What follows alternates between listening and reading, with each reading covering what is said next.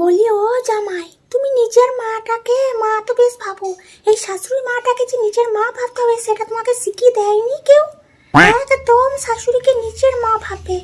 আর একটু একটু পায়ে আমার তেলও দিয়ে দিতে পারো। এই দেখো হাঁটুতে প্রচন্ড ব্যথা, এই হাঁটুতে একদম ব্যথা, আমি লড়তে চড়তে পারি না।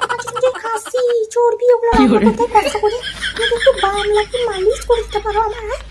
আমার ছেলেটাকে দেখে শেখো, কত সুন্দর কাজ করতে পারে।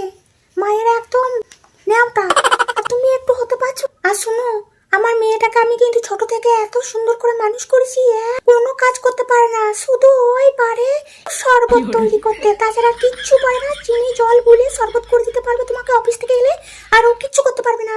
আর ও কিন্তু চিকেন ভাপা খেতে খুব ভালোবাসে, ওটা তুমি কিন্তু বানিয়ে সব সুমে খাওয়াবে আমার মেয়েকে। আর আমার মেয়েকে একদম কষ্ট দেবে না, আমি এই বলে দিলাম।